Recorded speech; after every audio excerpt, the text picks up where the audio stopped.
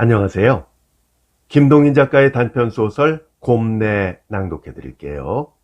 작가에 대한 소개는 저희 채널에 김동인 작가의 작품들이 많이 올라가 있으니까 참고하시면 되겠고요.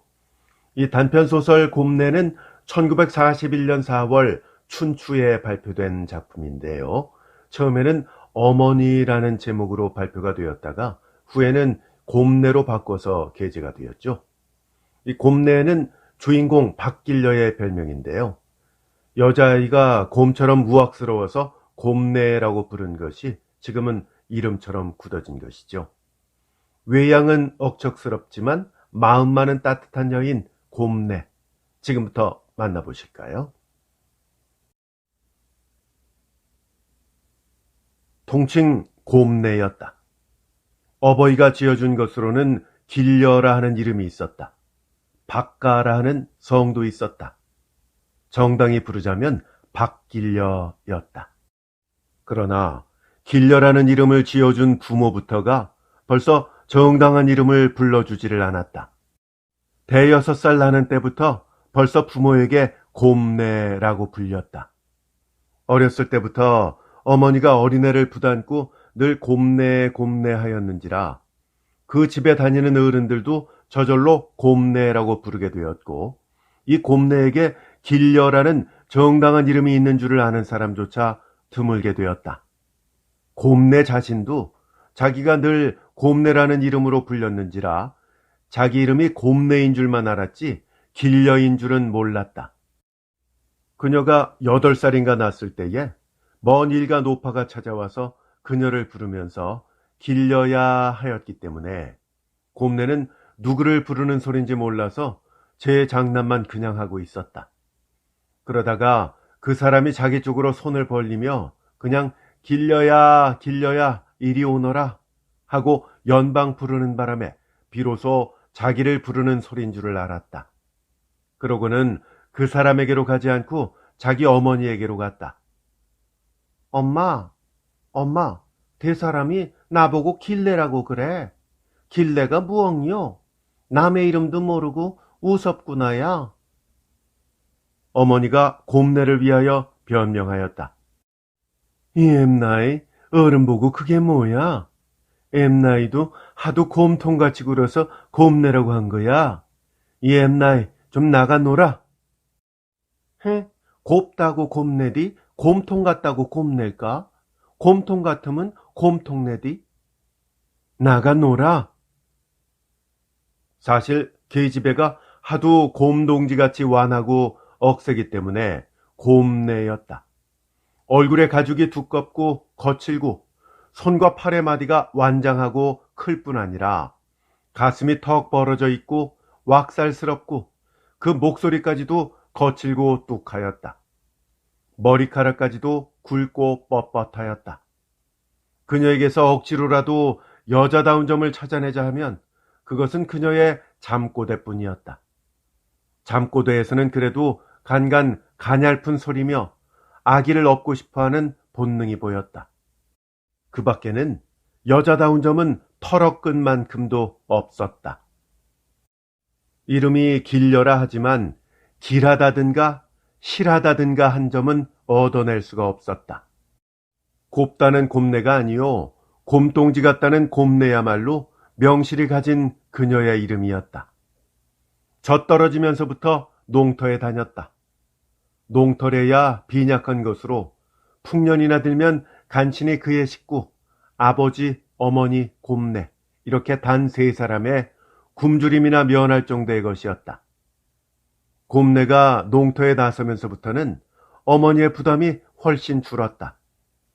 그의 아버지라는 사람은 농꾼답지 않은 게으름뱅이에 기력도 적은 사람이어서 보잘여지없는 소위 망난이었다. 술이나 얻어먹고 투전판이나 찾아다니고 남의 집 여편네나 담 넘어 엿보러 다니는 사람이었다.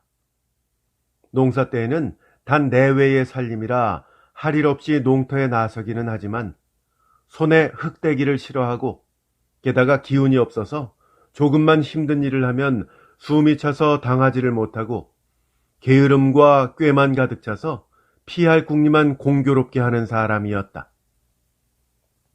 그런지라 아주 쉽고 가벼운 심부름 이상은 하지 않기도 하였거니와 시킨 대짜 감당도 못할 위인이었다. 대여섯 살 때부터 농사에 조력한 곰내가 훨씬 도움이 되었다. 힘과 기운으로도 벌써 아버지보다 승하였거니와 어린애답게 열이 있고 정성이 있었다. 그런지라 8, 9세 때는 벌써 농꾼으로서의 한 몫을 당해냈고 농사의 눈치도 어른 등 떠먹으리만치 열렸다. 곰내가 13살 난 해에 그의 게으름뱅이 아버지가 죽었다. 이 가장의 죽음도 그 집의 경제상에는 아무 영향도 없었다. 극단적으로 말하자면 한 식구 줄었으니 그만치 셈이 폈달 수도 있었다. 살아있대야 곡식만 소비할 뿐이지 아무 도움도 없던 인물이라 없느니만 못하였다. 그래도 10여 년 살던 정이 그렇지 못하여 곰내 어머니는 흰 댕기도 드리고 좀 한심스러운 듯이 망연히 하늘을 우러러 볼 때도 있기는 하였지만 생활 자체에는 아무 영향도 없었다. 놀고 먹고 귀찮게나 굴던 가장이요. 가사에는 아무 도움이 없었는지라 가사도 여전하였거니와 인제는 제 한몫 당하는 곰내가 조력을 하는지라 어머니로서는 훨씬 노력을 덜하게 되었다. 눈치 있는 곰내가 앞장서서 일하는 것을 어머니는 도리어 보고 있기만 할 때가 많았다. 하지만 15살 때 어머니마저 세상을 떠났다. 세상 보통의 처녀로서는 아득한 일이었다. 빚은 주는 사람이 없었으니까 빚은 없었지만은 남기고 간 것이 손나부랭이와 부엌 물건 2-3가지, 해진옷 2-3벌 밖에는 아무것도 없는 씻은 듯한 가난한 살림에 이 집안의 큰 기둥 어머니까지 넘어진 것이다. 그러나 간 나서부터 여유라는 것을 모르고 지낸 곰내는 이 점으로는 낭패하지 않았다. 다만 보잘것없는 반나부랭이지만 그래도 그것을 얻어 붙이던 것은 어머니의 면덕이라 그것을 떼이게 된 것은 큰일이었다. 가을에 가서 약간한 추수라는 것을 가지고 밭주인이래야 가난한 자작농이었다. 그 밭주인을 찾아갔더니 아니나 다를까 아버지 오만이 다 죽었으니 밭 다룰 사람이 없겠구나. 이런 말이 나왔다. 아버지가 살았으면 뭘 하댔나요? 곰내는 반대 보았다. 아버진 그렇다 해도 오만이가 보디 않았니? 오만인 또 뭘 했나요? 다 내가 했디. 그래도 처녀아이 혼자서야 농사를 하나? 해요. 꼬박꼬박 추수 들여놓았으면 그만이디요. 내 감당해요. 곰내는 지금껏도 자기가 농사를 죄 맡아서 하던 만큼 자기가 계속하겠다는 데 대해서 딴 의견이 있을 줄은 뜻도 안 하였다. 그렇기 때문에 거기 대해서는 걱정도 않고 대책도 생각지 않았다. 그러나 한마디 두마디 하는 동안 좀 의심스럽게 되었다. 그 밭을 때려는 눈치를 직각하였다. 여기 위협을 느낀 곰내는 그 땅을 그냥 자기가 보겠다고 처음은 간언하였다. 그 다음은 탄원하였다. 애걸까지 하였다. 그러나 땅 주인은 곰내의 탄원도 애걸도 모두 일소에 붙이고 말았다. 처녀아이 혼자서도 땅을 보나? 요컨대 실력 여하를 막론하고 처녀 단 혼자 살림에는 소작을 맡길 수 없다는 것이었다. 그래서 그 땅을 종래 떼이고 말았다. 그러나 곰내는 겁을 내지 않았다. 빈궁한 중에서 나서 비난 중에서 자란 그녀는 비난이라는 것을 무서워할 줄을 모르는 사람이었다. 부모에게서 물려받은 단칸 오막살이가 있었다. 거기 거처하였다. 이 조그만 마을에서는 모두가 서로 아는 사람이었다. 이 집 저 집으로 찾아다녔다. 가을 추수 뒤에는 농가에서는 새끼도 꼬고 가마니도 짜고 한다. 곰내는 돌아다니면서 이런 일에 조력을 하였다. 집에 따라서는 일한 품삯으로 돈푼이나 주는 집도 있었고 혹은 끼니나 먹이고 마는 집도 있었다. 끼니만 먹이고 말든 혹은 돈푼이나 주든 곰내는 그 보수에 대해서는 아무 욕구도 없었고 아무 불평도 없었다. 먹여주면 다행이었다. 게다가 돈푼이라도 주면 그런 고마운 일이 없었다. 본시 충직하고 욕심이 없는 데다가 간사한 지혜라는 것을 아직 모르는 곰내는 남의 일 자기 일을 구별할 줄을 몰랐다. 자기가 자기 손으로 착수한 것이면 모두 자기 일이었다. 누가 보건 안 보건 한결같이 열과 성으로 일하였다. 사내들은 담배도 먹고 한담도 하여 헛시간을 보내지만 곰내에게는 그것도 없었다. 아침에 손을 대기 시작하면 점심때도 그냥 일을 하면서 점심을 먹고 저녁 때도 캄캄하게 되기까지 그냥 일을 계속하고 그 위에 살뜰한 가정이 없는 그녀는 대개는 저녁까지도 그 집 상귀퉁이에서 붙어서 되는 대로 먹고 하였다. 삭거라고 일 세차게 할 뿐더러 부지런히 하는 그 동리의 귀한 일꾼의 하나였다. 곰내는 시집갈 미천을 장만하느라고 저렇게 돈을 모으는구나 하고 동리 여인들이 놀려대도 아직 시집 살림이 어떤 것인지 똑똑히 이해하지 못하는 곰내는 씩하고 웃어버리고 마는 것이었다. 곰내야, 너 어드런 새 서방 얻어갈래? 하고 농사마 물어도 부끄러워할 줄도 모르고 그렇다고 기뻐할 줄도 모르는 곰내였다. 새 서방이라든가 시집이라든가 하는 것은 아직 곰내에게는 상상도 못하는 이상한 물건이었다. 가마니를 짤 때, 새끼를 꼴 때, 사내들과 손이 마주치고 혹은 잡고 혹은 잡히고 할 때도 움쳐버리거나 치워버릴 줄도 모르고 마치 사내끼리나 여인끼리와 같은 심정으로 태연히 지내는 곰내였다. 그 생김이며 태도와 행동이 모두 하도 사내 같으므로 함께 일하는 사내들도 곰내만은 여인처럼 생각이 안 되는 모양이었다. 어찌어찌하여 곰내를 부다나 옮겨놓든가 얼굴을 서로 마주댈 필요가 생길 때라도 조금도 주저하지 않고 마치 사내끼리인 것처럼 행동하였다. 곰내 자신도 역시 그런 심사였다. 처녀 18에는 떼국에서도 향내가 난다 한다. 곰내도 사람의 종자인지라 18에도 나 보았다. 다른 처녀 같으면 몰래 거울도 보고 손에 물칠하여 머리도 빗어보고 낯선 사내 소리라도 나면 문틈으로 내다보고 싶기도 할 나이가 되었다. 그러나 곰내에게는 그런 달콤한 시절은 없었다. 그래도 변한 데가 있었다. 남의 집에서 일하다가 밤늦게 혼자 쓸쓸한 자기 집으로 돌아오기 싫은 때가 간간히 있었다. 남편이 농터에서 농사 짓는데 점심때쯤 그 아내가 밥 광주리를 이고 어린애를 등에 달고 농토로 찾아오는 것이 부러운 생각도 간간 났다.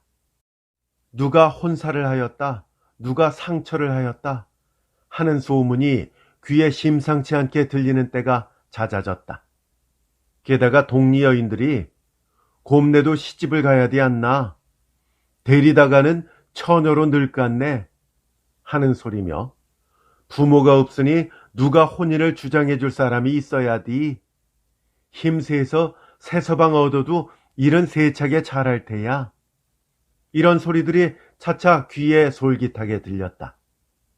더구나 그 사이도 간간 소작땅이라도 얻으러 가면 그 매번을 처녀 혼자 살림에 땅을 어떻게 붙이느냐는 말을 들었지만 시제, 즉 현재 자기가 처녀 혼잣몸이니 어찌할 수 없는 것이라 단념해 두었더니 지금 다시 생각하면 남편이라는 것을 얻으면 처녀 혼자 살림이 아니라 남의 땅도 얻어 붙일 수가 있고 남의 땅을 얻어 붙이고 그 위에 틈틈이 새끼며 가마니를 짜면 심도 훨씬 펴서 지금 단지 남의 상일만 하는 것보다는 천승만승할 것이다. 서방을 하나 얻을까? 서방의 자격에 대해서도 아무 희망도 요구도 없었다. 농촌이니까 사내로 생겨서 농사 지을 것은 당연한 일이다. 학식이라든가 인격이라든가 하는 것은 곱내는 그 가치는커녕 존재도 모르는 바이다. 곱게 생기고 밉게 생긴 것도 전혀 모르는 바이다. 사내로 서방이라는 명칭이 붙는 자면 그것만으로도 넉넉하다. 그 이상 그 외의 것은 존재도 모르는 바거니와 부럽지도 않고 욕심나지도 않았다. 소작터를 얻기 위하여 그리고 또 농사에 힘을 아우를 자를 구하기 위하여 서방이 필요하였다. 이리하여 곰내가 20살 나는 해 가을에 동리노파의 주선으로 혼인을 정하였다.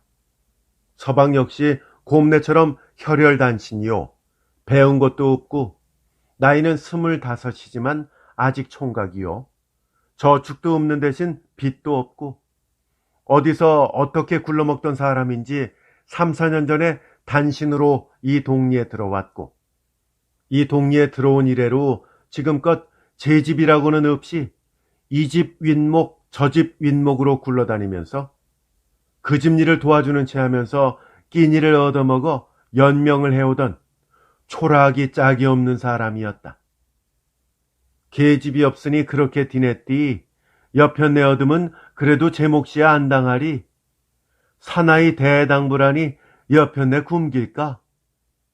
중미한 사람 혹은 조혼한 사람이 모두 이렇게 말하였다.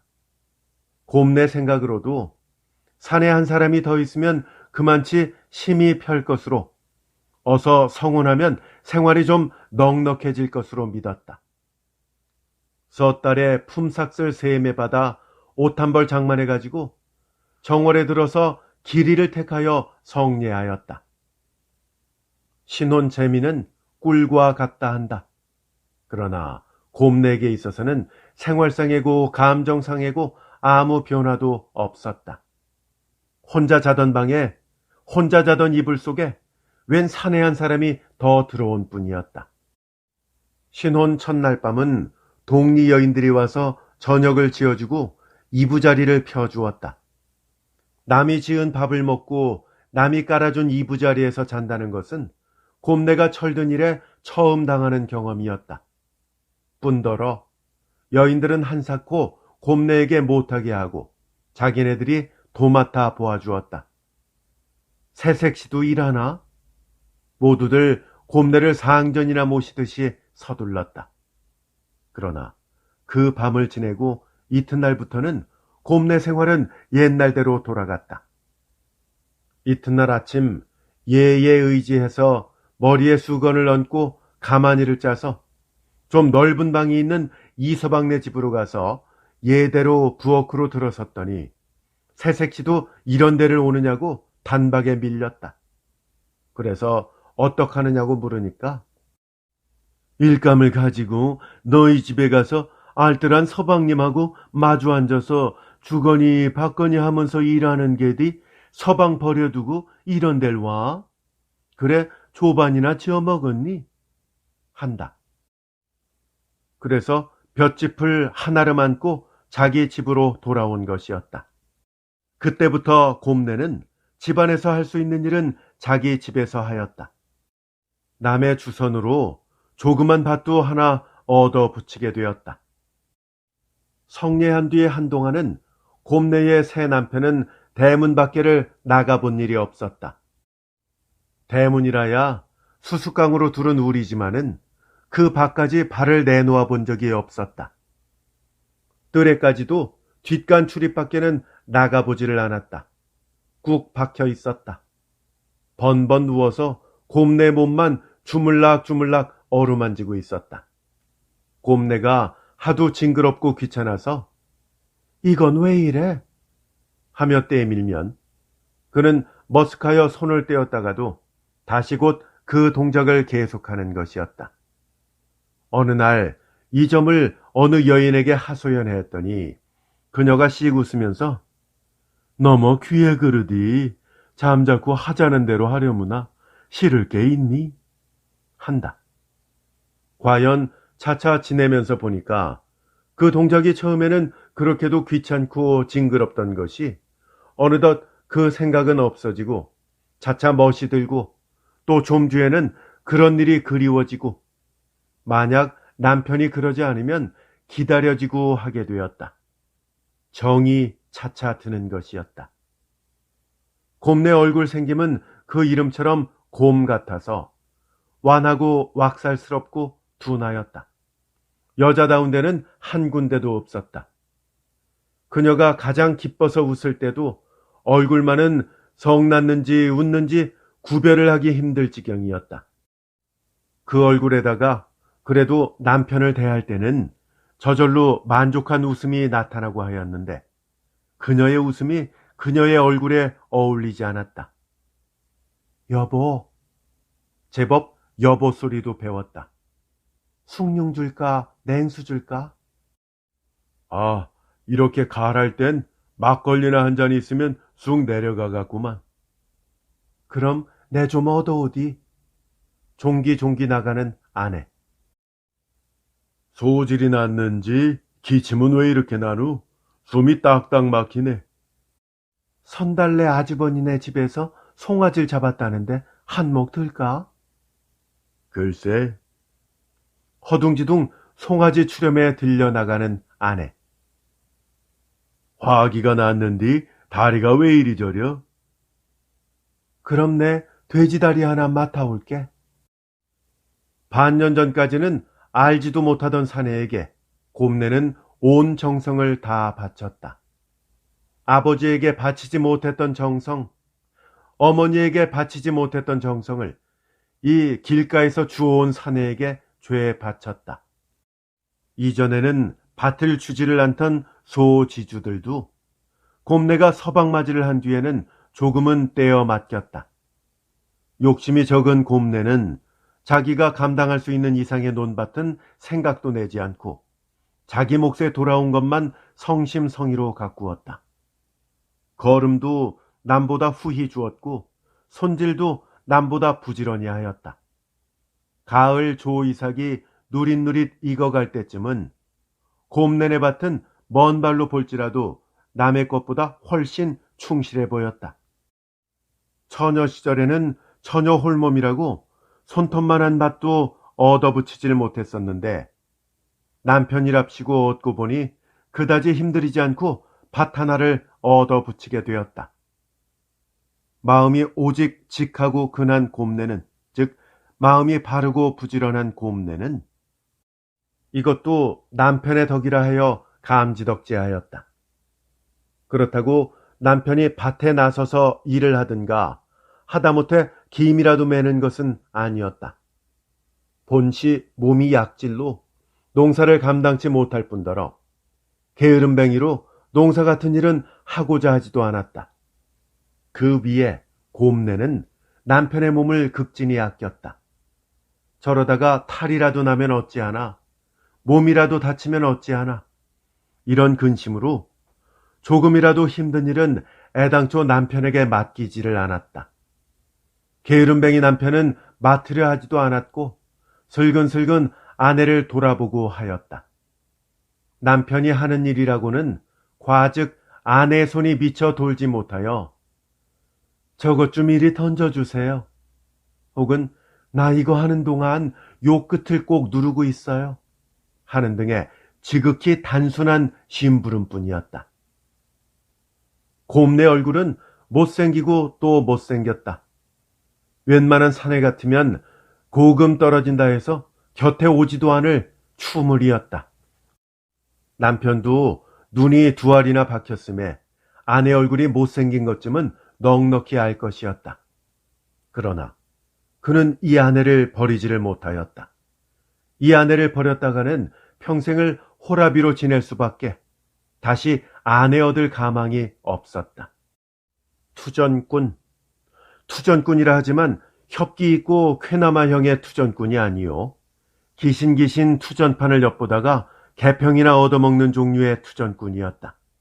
이 투전꾼이요 위인이 덜 난 위에 게으르기 짝이 없는 그의 남편이 25년간의 독신 생활 끝에 어쩌다가 우연히 얻어 만난 이 처녀 곰내는 그에게는 하늘이 주신 복이요 다시 구하지 못할 금송아지라 얼굴 생김을 탓할 처지가 못 되었다. 얼굴이야 어떻든 간에 여인은 여인이요 옷 지어주고 밥 지어 먹이고 게다가 벌이도 혼자 당해내고 남편 되는 사람은 남편이라는 명색 하나만 띠고 지어주는 밥 먹고 지어주는 옷 입고 간간 용돈까지도 주며 펴주는 이부자리에서 자고 여보 소리도 들어보고 이런 사항팔자는 다시 만나지 못할 것이었다. 몸이 튼튼함에 병나지 않고 얼굴이 못생겼음에 딴 산에 곁눈질할 걱정 없고 천성이 직함에 속기 잘하고 나무랄 데가 없는 아내였다.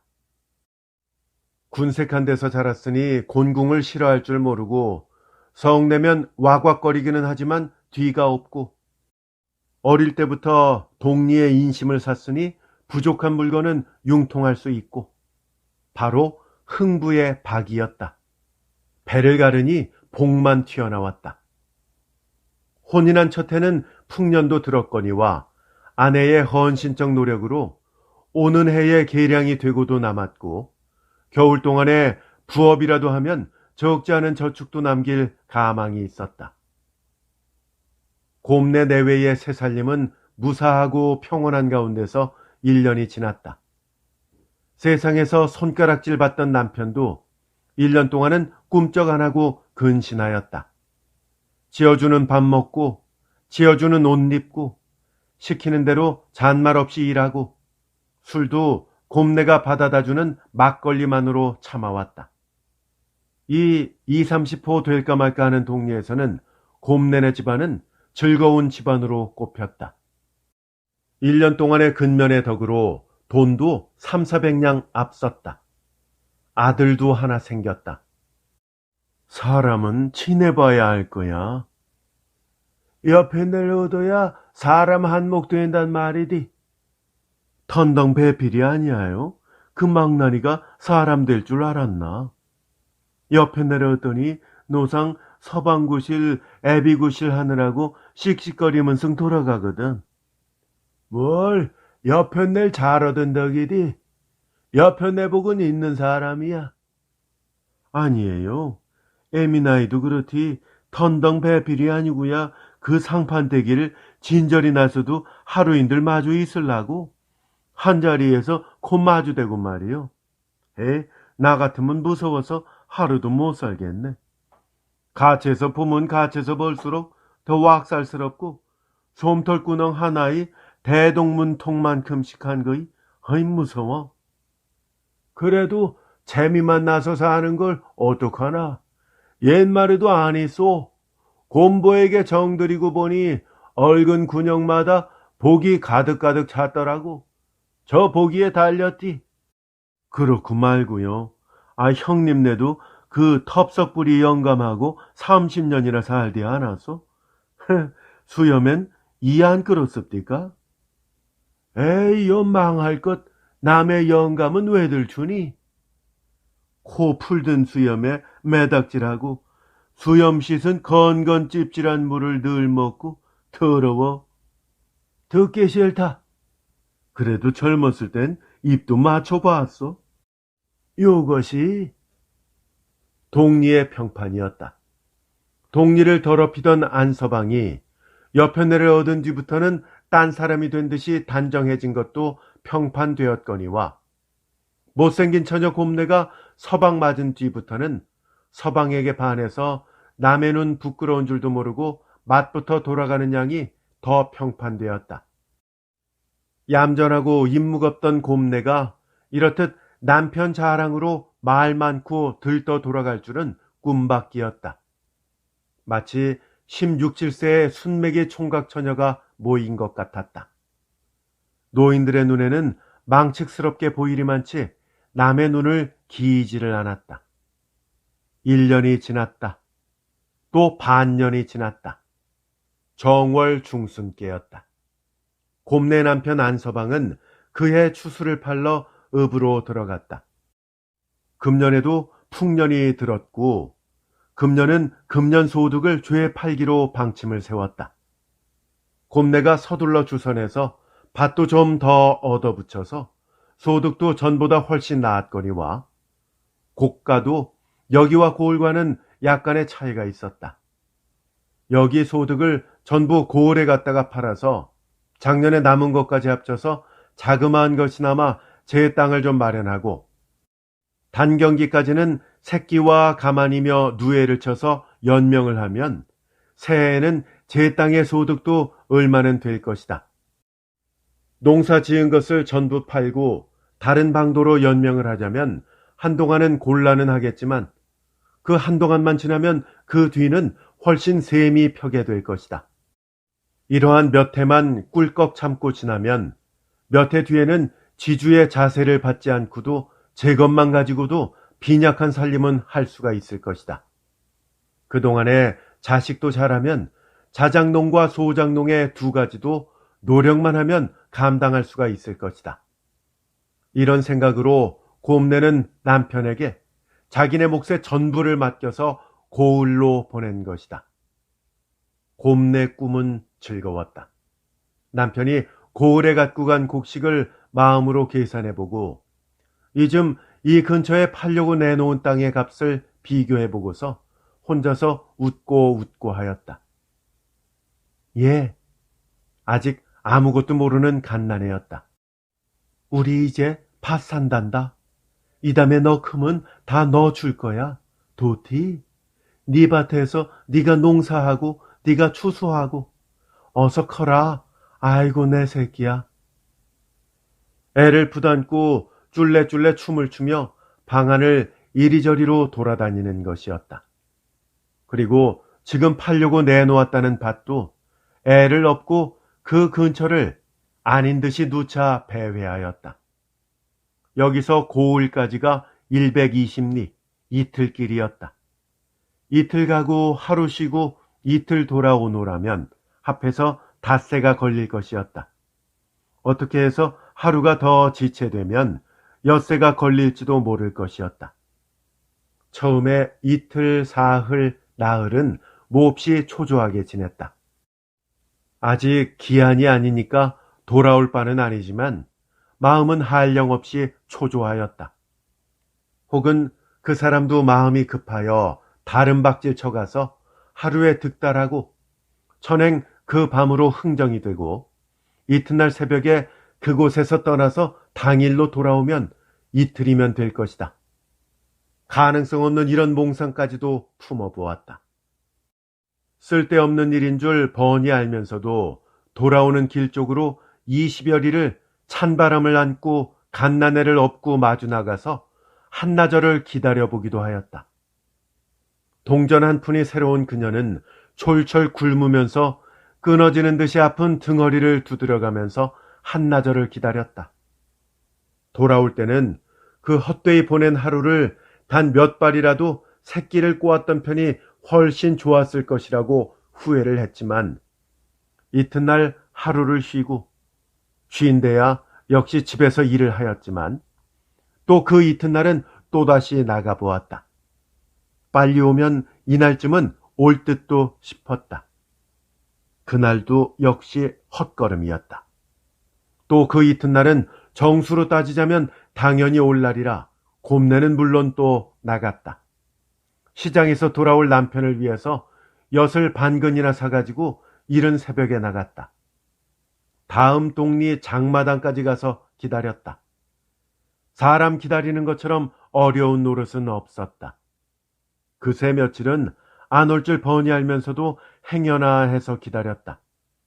이날은 당연히 올 날이므로 더 가슴 답답하게 기다렸다. 애 아버지가 오늘 온다오. 물동이를 이고 지나가다가 곰내 앞에서 동이를 다시 바로 이는 여인에게 곰내는 밑도 끝도 없이 말을 붙였다. 그 여인은 물동이를 인 채로 곁눈으로 의아한 듯이 곰내를 보면서 대답도 안 하고 지나가 버렸다. 그 근처 어디 우물이 있는 양하여 물동이인 여인들이 연락부절로 그녀의 앞을 오고 간다. 매 사람에게 향하여 곰내는 자기 남편이 오늘 돌아오는 것을 자랑하고 싶었다. 야속한 해는 중천에서 서쪽으로 차차 기울었다. 기울면서 차차 바람이 일기 시작하였다.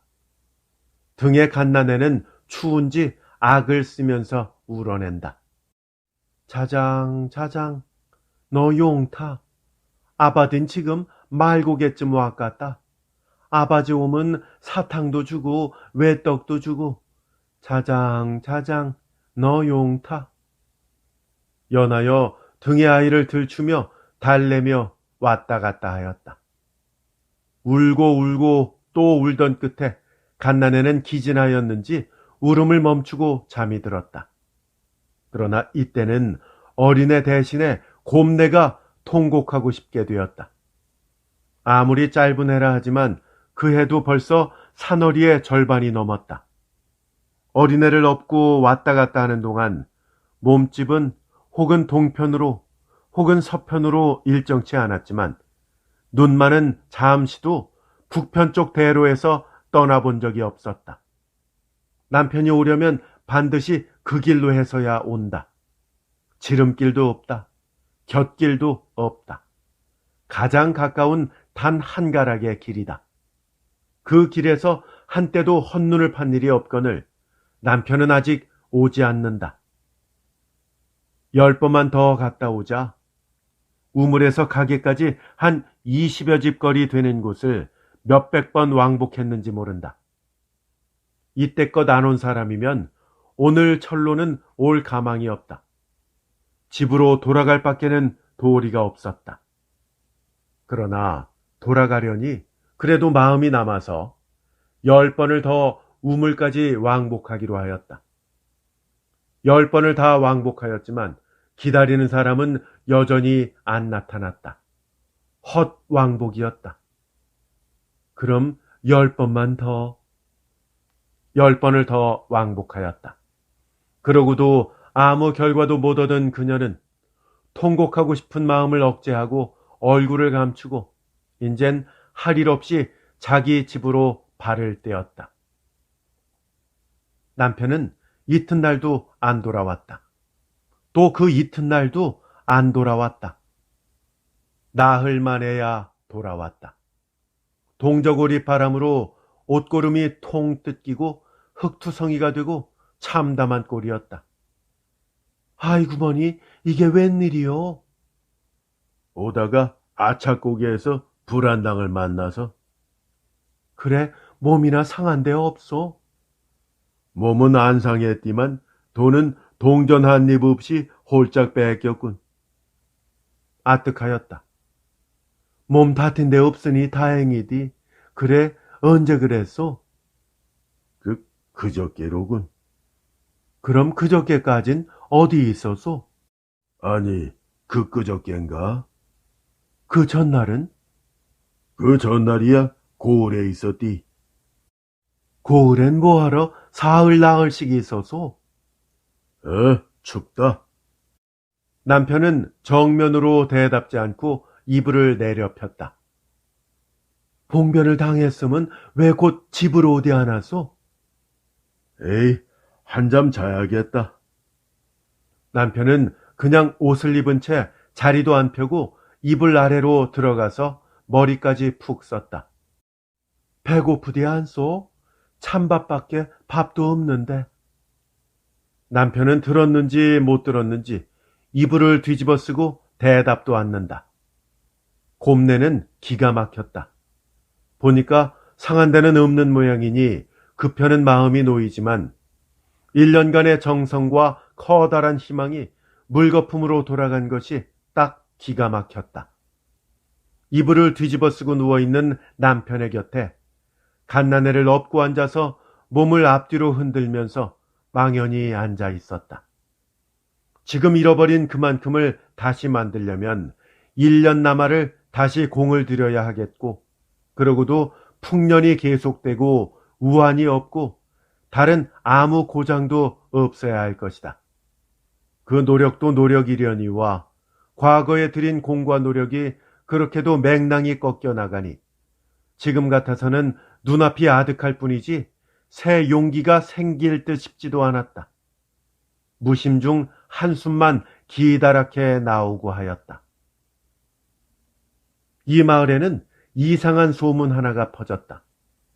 곰내 남편 안서방은 아내에게 나락을 맡아가지고 고을로 가서 팔아서 투전을 해서 홀딱 잃어버렸다.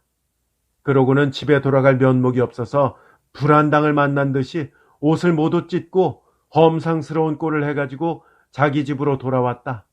며칠을 앓는 신용까지 했다. 바로 이런 소문이었다. 그러나 하도 작고 다른 데로 통할 길이 없는 마을이라 서로 쉬쉬해서 그 소문은 곰내 귀에까지는 안 들어갔다. 이런 소문이 있건 말건 춘경기에는 또 금년의 생활을 위해서 곰내는 남편을 독촉해서 뻘에 나섰다. 금년 봄에는 빈약 하나마 자터 약간을 장만하려던 것이 꿈으로 돌아간 것이 기막히기는 하지만 작년의 실패를 금년에 회수할 생각으로 더욱 용기를 돋아가지고 나선 것이었다. 저 밭을 살이라 찬바람을 무릅쓰고 갓난애를 업고 몇 번을 돌본 그 밭을 먼 발로 바라볼 때에 입맛이 썼다. 금년은 꼭 그보다 나은 땅을 장만하고야 말겠다고 스스로 굳은 힘을 썼다. 그러나 이 봄부터 남편의 태도가 좀 다른 데가 보였다. 일터에서 일을 하다가라도 틈을 엿보아 몰래 빠져나간다. 빠져나갔다가 한참 있다가 몰래 돌아오는데 돌아와서는 슬슬 피하지만 가까이서 맡으면 약간 술 냄새가 나고 하였다. 어디 갔댔소? 아내가 이렇게 물으면 남편은 너무 졸려서 수수밭 고랑에서 한잠 잤어 하면서 사뭇 졸린다는 듯이 기지개를 하고 하였다. 그런 일이 여러 번 있었다. 남을 의심할 줄 모르는 곰내도 마지막에는 종래 의심을 품지 않을 수가 없었다. 어떤 날, 이날은 꼭 잡으리라 하고 눈치만 엿보고 있었다. 아니나 다를까 한참 엿보니까 슬금슬금 눈치를 보다가 밭고랑 속으로 몸을 감춰버렸다. 고랑으로 숨어서 가는 남편을 곰내는 먼 발로 뒤를 밟았다. 남편은 밭들을 다 지나서 마을 어귀까지 당도해서는 한번 뒤를 돌아본 뒤에 어떤 술집에 들어가 버린다. 곰내는 쫓아갔다. 울 뒤로 돌아가면 뒷뜰이 있다. 곰내는 뒷뜰로 돌아가서 낫가리 뒤에 숨어서 엿들었다. 방 안에서는 상을 갖다 놓는 소리며 술잔 소리도 들렸다. 부어라 먹어라가 시작되는 모양이었다. 그 가운데는 개집의 소리도 섞여 있었다. 곰내는 좀 나섰다. 아내 소리도 좀 듣고 싶었다. 그때 마침 사내 소리로 떡돌에 눈, 코 그린 거 알아있니? 개집의 소리로 그만두소. 안상 성 나갔소. 사내 소리로 이 자식아 거기다가 아일 만들 생각이 나든? 개집의 소리로 방상은 눈 뜨고 잡니까? 눈 감고야 곱고 미운 걸 아나? 눈 감고라도 아이만 만들었으면 됐디. 곰내는 더 참을 수가 없었다. 직한 사람은 노염도 더 크다. 잠든 애를 집 위에 가만히 내려놓았다. 양팔을 높이 걷었다. 다음 순간 문을 박차면서 안으로 뛰어들었다. 들어서는 발 앞에 개집이 있었다. 개집의 머리채를 왼손으로 움켜잡았다. 그 곁에 남편이 있었다. 오른손으로 남편의 멱을 잡았다. 다른 사내는 문을 차고 도망쳤다. 이놈의 햄나이 뭐이 어쩌고 어째? 개집의 머리채를 움켜잡아가지고 그것으로 남편의 이마를 받았다. 그러고는 남편의 머리를 잡아 개집의 면상을 받았다. 그래, 떡돌에 맞아봐라. 이름만큼 곰같이 성난 그녀는 곰처럼 좌충우돌하였다. 약골의 남편, 술장사 계집 모두가 이 성난 곰을 당할 수가 없었다. 여보, 마누라, 마누라. 내가 떡돌이디 왜 마누라야? 내가 언제 그럽디까? 여보 마누라. 여보 마누라라고 불리는 것은 곰내의 생전 처음이었다. 성난 가운데 반가웠다. 내가 떡돌이면 넌 떡매가? 여보 마누라, 내가 언제 그럽디까? 내가 우리 마누라를 왜 험굴할까? 방금 한 건 뭐이고? 그러나 곰의 울뚝벨은 벌써 적지 않게 사근 때였다. 마누라, 내가 하도 목이 텁텁해서 막걸리라도 한잔 하려고 왔더니 그 망할 놈들이 그런 소리를 하는구만. 나도 분해서 그놈들하고 한판 해볼래는데 마누라 잘 왔소. 내 속이 다 시원하군. 이 엠나이 매 맞은 게 알끈하디? 그게 무슨 소리라고 그냥 한담. 자, 갑시다. 우리 당손이는 어디 있소? 이리하여 내외는 그 술집에서 나왔다. 그날은 무사히 평온하게 일이 끝장지었다. 그러나 남편의 못된 버릇은 좀채 고쳐지지 않았다. 본시 곰내와 만나기 전에부터 깊이 젖었던 버릇이었다. 곰내와 만난 뒤에 한동안은 스스로 근신함인지 혹은 새아내를 맞은 체면상 억지로 참음인지 또는 새아내가 무서워서 그만둠인지 한동안은 못된 데 다니는 버릇이 없어졌었다. 그렇던 것이 곡식을 팔러 고을에 들어간 때 우연히 또다시 접촉하기 시작해서 그 뒤에는 집에 돌아와서도 틈틈이 아내의 눈을 피해가면서 그 방면에 다녔다. 한번 술집에서 들켜서 큰 소란을 일으키고 아내를 달래서 집으로 돌아오면서도 아내를 속여서 자기는 누구 만날 사람이 있으니 잠깐 돌아가겠다고 아내만 돌려보내고 자기는 술집에 다시 돌아섰던 것이었다. 그 뒤에도 돈만 생기든가 안 생기면 아내 주머니를 뒤져서라도 틈틈이 그 방면에 다녔다. 그것으로 아내와 싸우기도 수없이 싸웠고 기력이 약한 그는 싸울 때마다 아내에게 눌려서 숨을 허덕거리며 다시는 쇠아들 치고 그런데 안 다닌다 하고 맹세하고 했지만 그 맹세를 하면서도 어디 비어져 나갈 기회나 틈새를 생각하는 그였다. 그들의 살림은 나날이 빈약해지고 나날이 영락돼 갔다.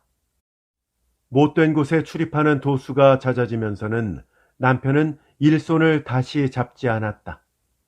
못된 데 출입하는지라 돈에 쓸 때가 더 많아진 그는 어떤 때는 아내를 달래고 어떤 때는 속이고 어떤 때는 싸우고 어떤 때는 훔치기까지 해서 자기 용돈을 썼다. 아내는 살을 깎고 뼈를 갈아가면서 일을 했다. 남편이 다시 일터에 나서지 않는지라 남편의 노력까지 저 혼자서 맡아서 했다. 푼푼이 돈이 앞설 때도 있었다.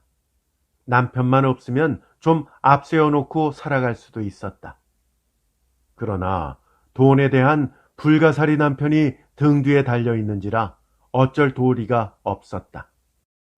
마음이 왈왈하고도 직한 곰내는 아무리 남편을 밉다 보고 다시는 그의 말을 안 믿겠다 굳게 결심하지만 남편이 들어와서 곰내 등을 쓰다듬으며 안간한 소리로 여보 마누라 마누라 하면 그녀가 굳게 먹었던 결심도 봄날 눈처럼 사라지고 마는 것이었다.